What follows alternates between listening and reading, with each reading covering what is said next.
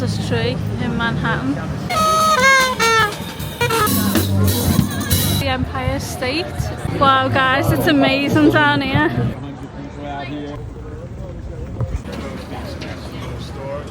Look out for that, eh guys? That photo was taken right over there. Died in this building. I felt Chris Rock. Realize how great it is to be in New York City with someone you love. We've arrived here in Greenwich Village, which is lovely. Very nice place. Oyster bars, Jeffrey's. Stunning summer's day. Looks like this is the meeting place. We are quite early, about 40 minutes early, 45 minutes. See if I can find a little shop to get a juice or something. It originally was called the Hotel Earl, built in 1904. Now there are two stories about this hotel, but I'm going to start with his story first. When Bob Dylan first arrived in New York City from Minnesota, he stayed in this hotel. In the hotel, he started having a love affair with another singer named Joan Baez. She wrote a song called Diamonds and Rust. The basic lyric in the song is describing how Bob Dylan broke her heart in a seedy hotel as she looked out the window in the grill. This is the seedy hotel. They were running across the stage, they were sliding on the stage. They're 80 years old. So, I don't know, maybe drugs are not as bad as they tell us, because Keith Richards from one guy.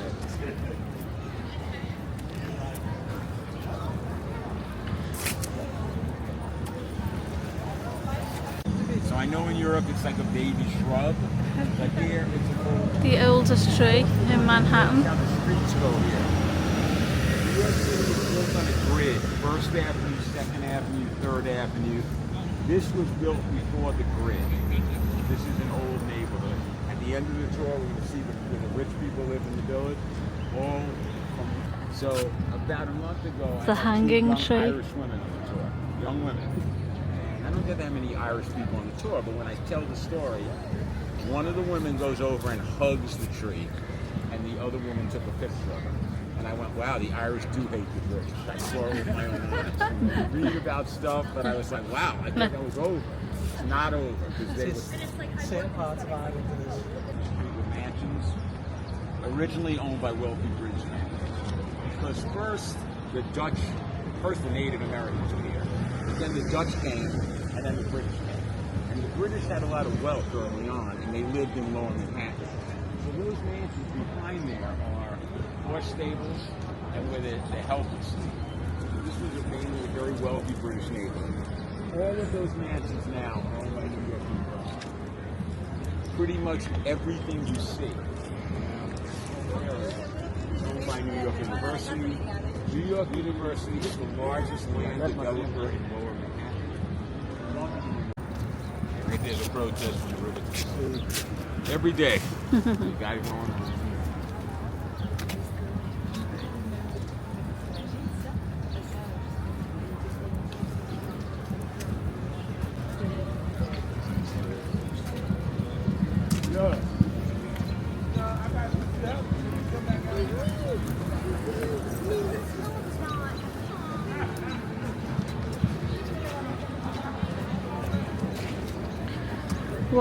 Washington Square Park. Lots of history here.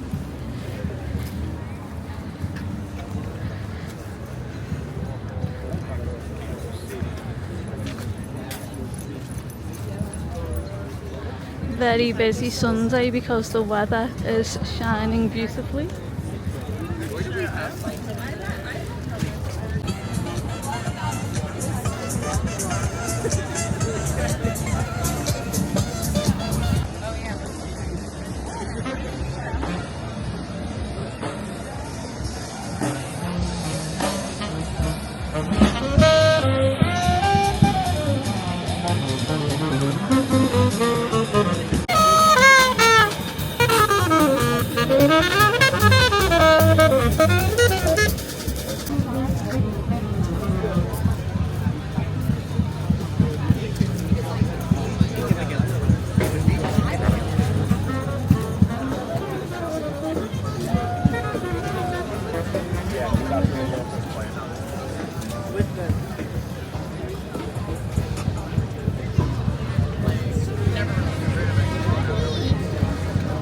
the company developer, director.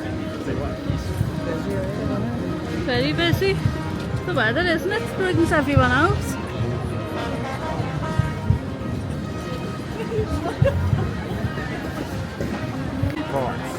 It starts on Houston Street. Now, it spells Houston. So you can't drive to Houston, they're going to take you to stay Houston. Houston is like 4 blocks that way, 5 blocks. Everything in between those areas is village. Village is far. The East Village, that's from the end of the tour today, we're going to be right on the borderline of the meat factory. That's also part of the village. 25 years ago, the meatpacking district had butchers, had transvestite prostitutes, and drug dealers. It operated from 2 in the morning to 2 in the afternoon when the meat stuff was going on.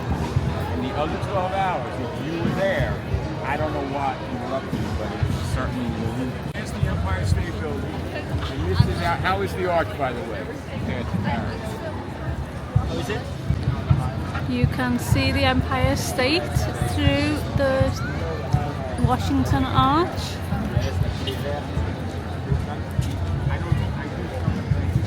If anything, it would be funny. Beautiful view. I can tell this one story because I find it funny. I'm telling you, it's always protesting. So right before my wife became very ill, it was the spring, and I came home late from this tour.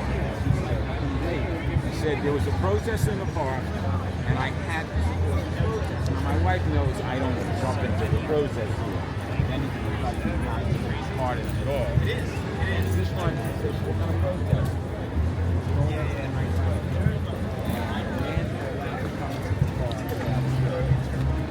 Women's camp. So actually the women, 500 women, took off their tops and they called it a breathe and nipple.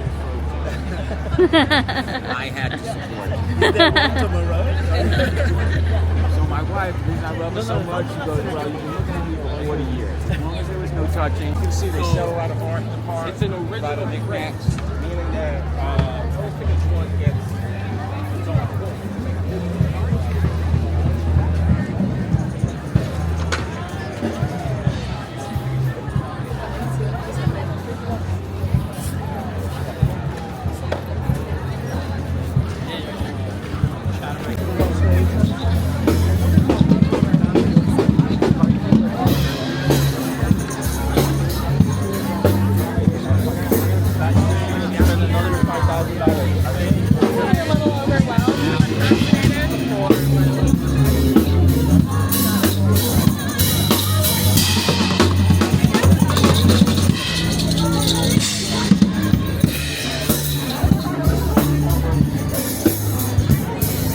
Wow guys, it's amazing down here.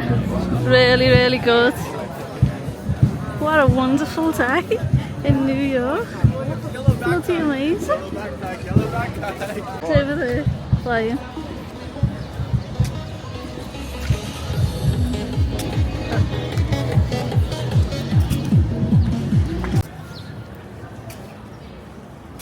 We stopped here just for a couple of minutes. I just wanted to show you a couple of things.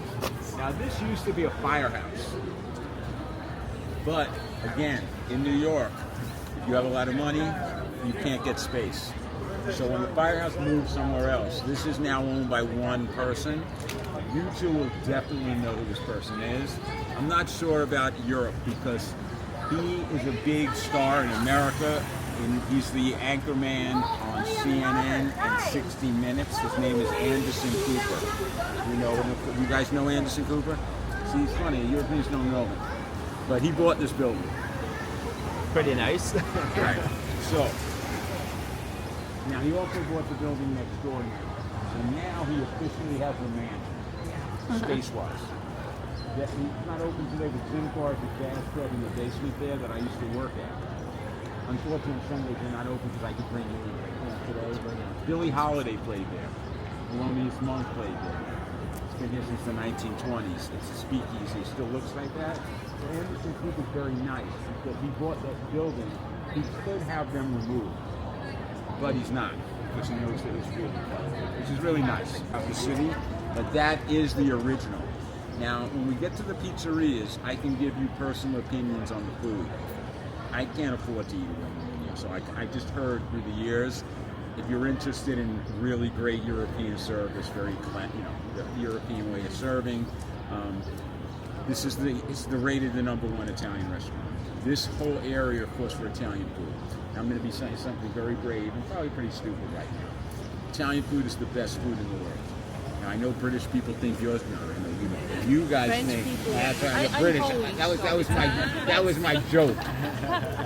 British people only think their food is better than Germans because I always kid with German people. There's not even one German good restaurant in the history of New York. They say no, but I'm sorry. There's no one good German restaurant, period. British food is not as bad as people say. Because I went to England and I went to Scotland. It's not that bad. It's not bad. You're a great pending. If you don't see an A in the window, there's a reason they didn't get an A. And since restaurants are so expensive and tourism is their business, they want tourists to know that. You don't have to follow it, but there's a reason. If you get a B, it's not that bad. It's not good, but it's not that bad because that usually means refrigeration issues. Too hot, too cold, because they measure everything when they come in the health department. If you see a C or a great pending is the worst. That means that they definitely saw rats or rat droppings. We have 2 rats for every person in New York. Have you seen them on the subways? Have you been on the subways at all? We've not seen You haven't any. seen them? No. Wow. They're there, trust me. Yeah. They're scared of you because they don't want to come out. You're scared of them for some reason. No, there's a funny picture on the internet the other day. There's a very famous picture of a rat on the subway station dragging a slice of pizza. That became a very famous photo. But this one was better because there's a rat on the train itself sitting on a chair, and opposite him there were people.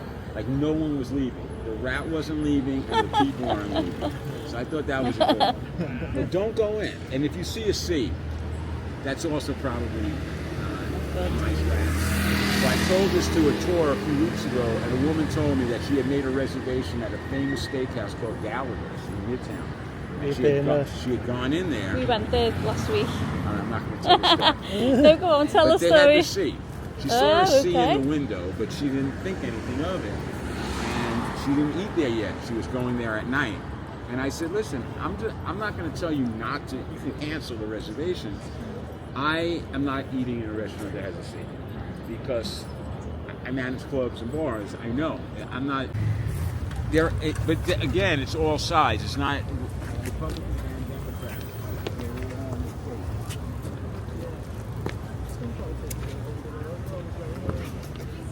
I think what happened is we have an internet now. People just learned what was always going on before, and we just know now. It's very hard to hide things now. But anyway, this is NYU Law School. Now, I'm telling a story because right down the block you can see the sign. We're not going to go that way, but that's the Blue Note Jazz Club. That is the most successful jazz club in the history of jazz. And I know a lot about the Blue Note because I manage the Blue Note. So I'm telling a story about why and how the Blue Note became so powerful. The Blue Note building in the late 1970s was purchased by an Israeli family. They owned the building. Because they owned the building, they were allowed to do certain things that you couldn't do if you didn't own the building and you're paying rent. The guy who owned it, his son runs it now, but he realized that more than half of the business in a jazz club comes from Japanese tourists. More than half the jazz market in the world is Japanese. France is number 2, but nothing is close to Japan.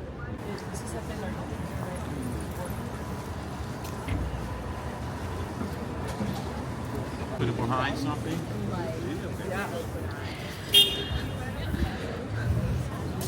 So people, you need a letter A before you go in a restaurant that proves that they are a good place to eat.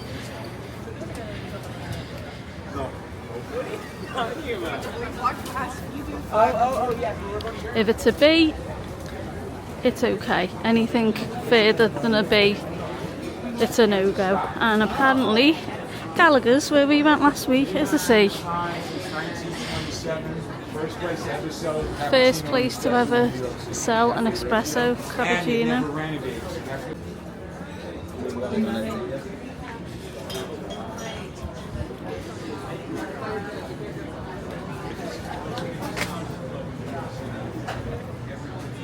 Jerry Seinfeld, Chris Rock, Dave Chappelle, with the CK began their career in this basement. The way it works in American comedy, you start out in New York, you do good here, you move to LA, get a sitcom and get rich. But all of them began in this basement. I'm not saying all of them by every famous American comedian. This place also, there were 4 of them in New York. Comedy Cellar, Terrorizing Stuff. The only one that survived is the Comedy Strip. Is the Comedy Cellar. Why did they survive? They own the building. They bought the building in the late 1970s as well. Different Israeli family, but also an Israeli family. So the same people have been running it. So let's say Chris Rock or Jerry Seinfeld wants to do new material. They come here. This place is super, super popular. It is the mecca of comedy in New York. It's cute here.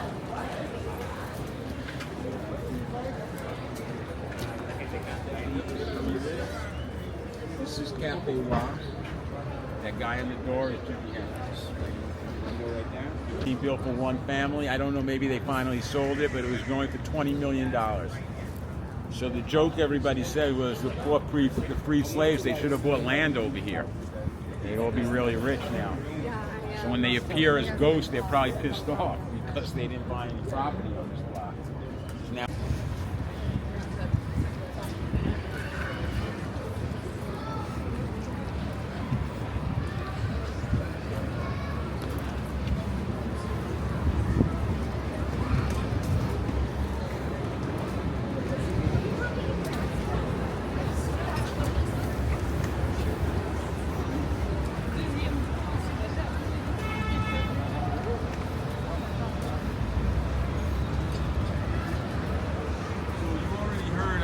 Joe's Pizza. We're not going to stop. I'm going to show you places. But when you walk past Joe's, I want you to look in so you see what you get for $40,000 a month rent. Wow. It's going to blow your mind how tiny this place is.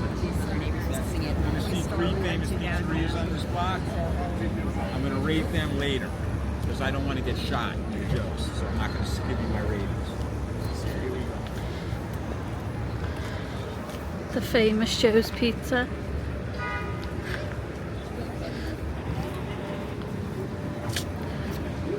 $40,000 a month rent. Wow.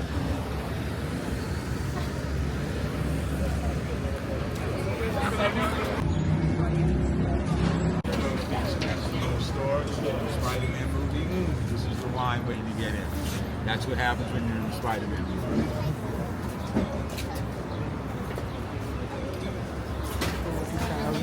Yeah, the slices of pizzas are supposed to be like a pizza itself.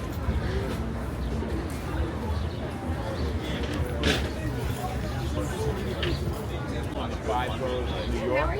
Today there are 1 million.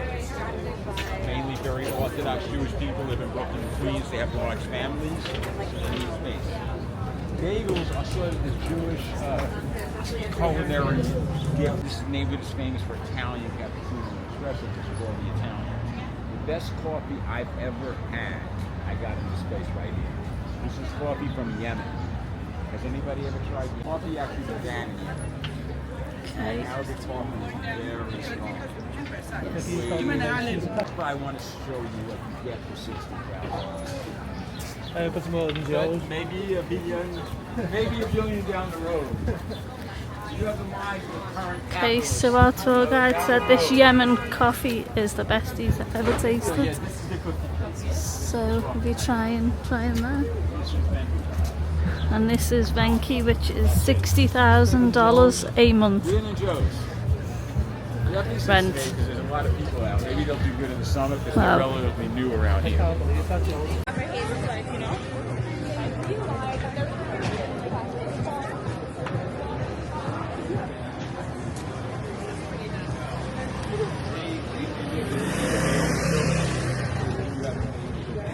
not paying $50,000 a month rent. And then you could buy famous cheese, Murray's cheese. Murray's cheese, they do cheese tastings, cheese classes. They have cheese from all around the world. It's a huge space. That is, you love cheese? That's your French. They love cheese. Exactly, French. You gotta check it out. You're gonna end up like literally 5 minutes from here. Okay, when you're in there, Italian specialties, right?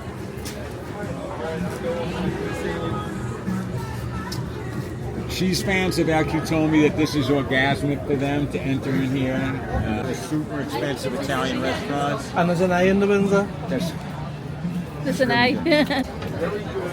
Look out for that A, guys. But apparently this is the best Italian restaurant he recommends. 12 people.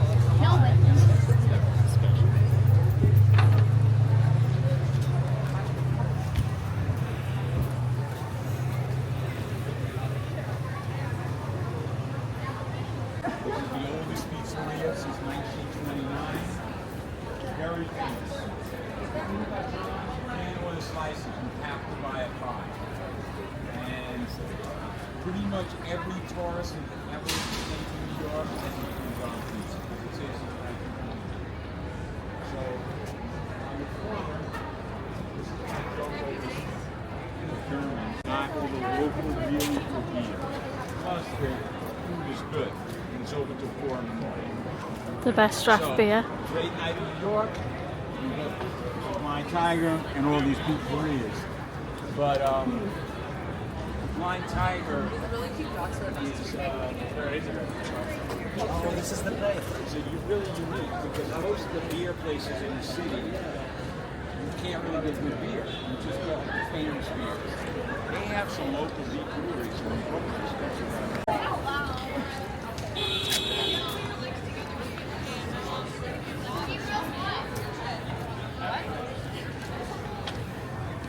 The best draft beer at Blind Tiger, and it's open until 4 AM.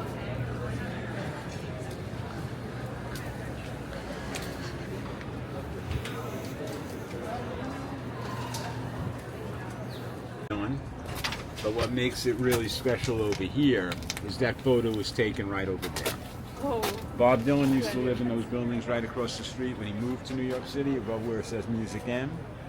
Him and his girlfriend at the time, her name is Susie Rataldo, I think it is. They came outside and stood in the street right over there. So this is the street where Bob Dylan took his album photo. Well,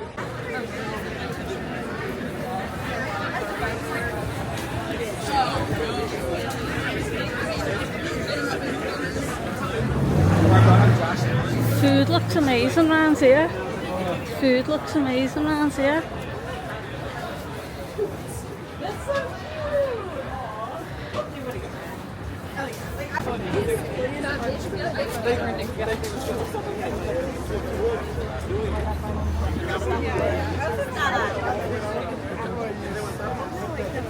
so I told you there were 3 Joe's. I'm going to rate Joe's number 3. John's, I'm going to rate John's number 2. Of the 3 on this area, I think this one is the best.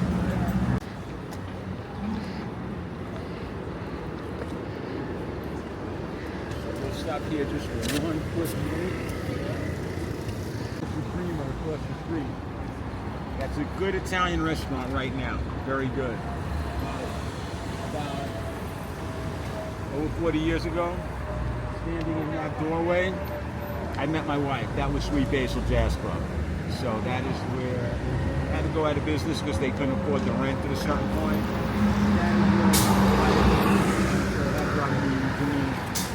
I want you to see on the block over here. Every one of these stores has been empty for over 5 years. So people always say to me, why? Never let the rent go down in New York City. Landlords use their tax breaks if they lower the rent. They wait. Eventually, a European store or an American corporate store will move in. But look at a whole block on 7th Avenue that's been empty for 5 years. Wow. Whatever her name is. That little store across the street next to us, that was a Bolivian restaurant, a little bit bigger than they raised the rent to $80,000 a month. Wow. So these are just madness. Anyone here speak Italian? See what that restaurant called on the corner, Bar Tussolino? Now Italian people have told me 2 different stories. Some Italian people laugh very hard when they see that, because they say it means little penis. Is that correct? They named the bar Little Penis. So that's a big joke. Unless you're Italian, you don't get the joke. But that's what they tell me. And now we're going to make a circle around, and we're going to go into the rich part of the neighborhood. Now we're going to the East End.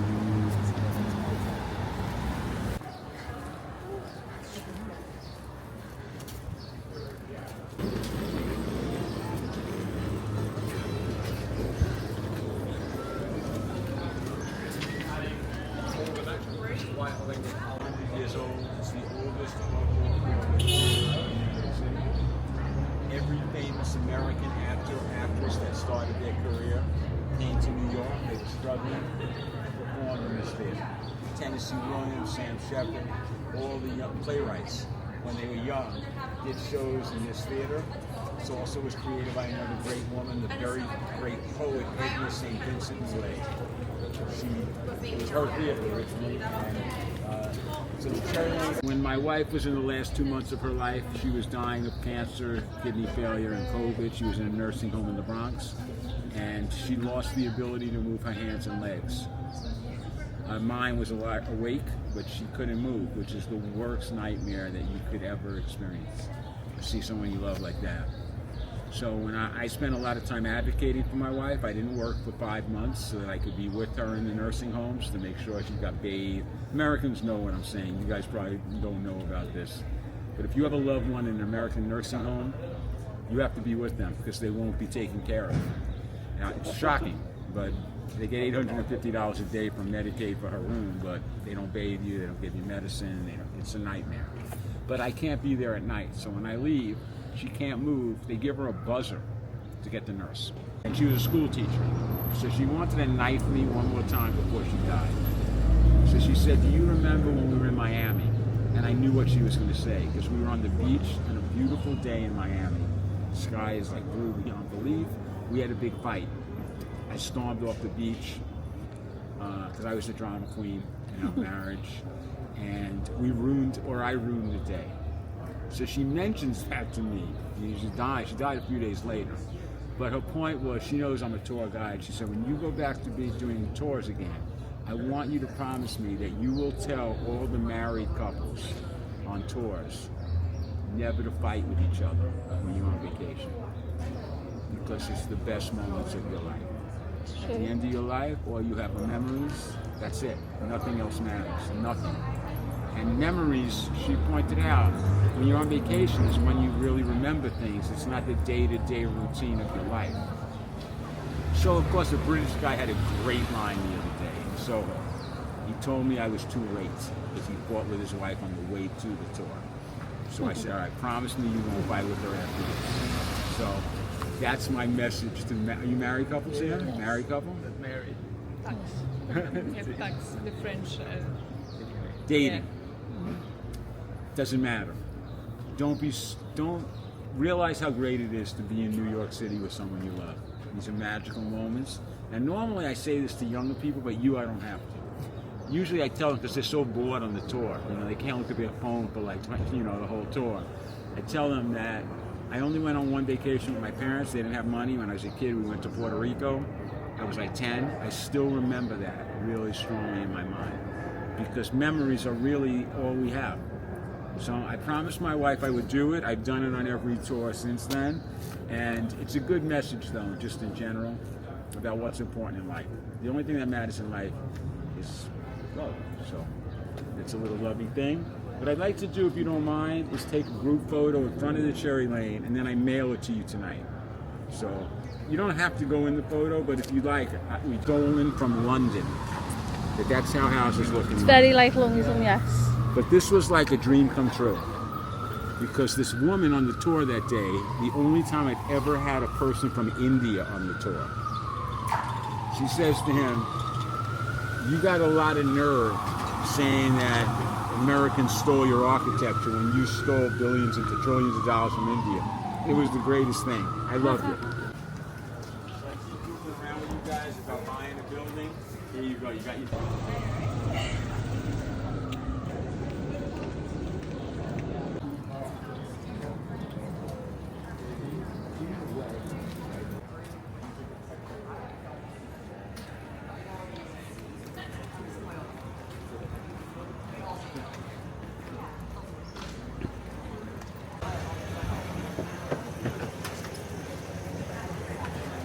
Yell and get drunk and go to the fingers party.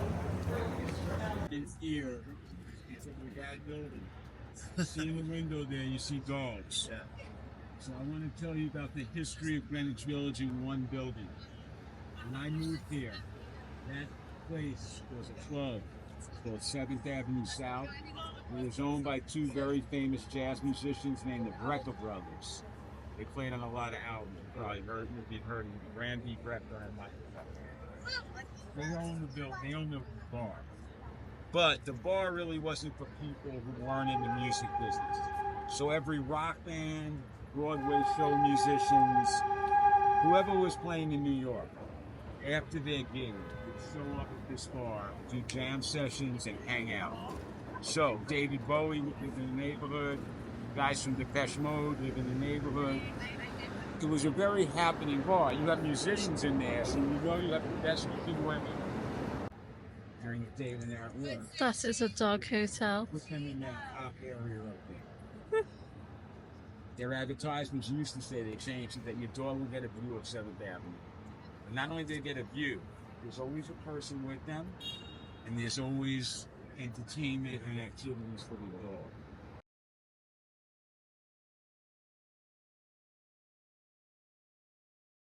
We've just finished the Greenwich Village walking tour, which was brilliant. Highly recommend it. The guy was lovely, and he recommended Bleecker Street pizza, which I've just had a slice, and it was beautiful. Under $4 for a slice of huge pizza. What a wonderful day. He recommended the beer place as well for the best draft beer, but we're walking to the High Line now. Turn the camera around. You can see the edge over there.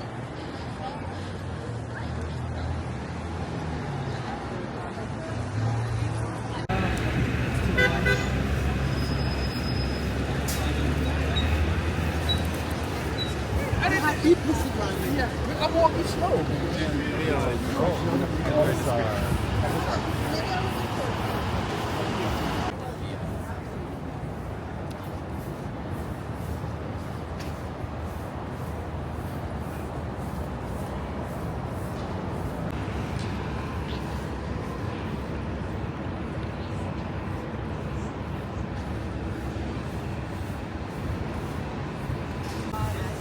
There's Chelsea Market over there, people. It's a nice little walk around. We've done that last time. Just over there. So do you want to go in there first?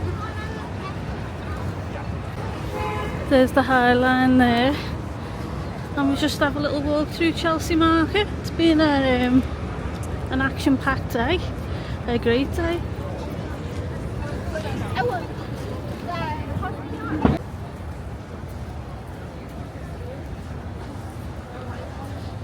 What are you guys doing?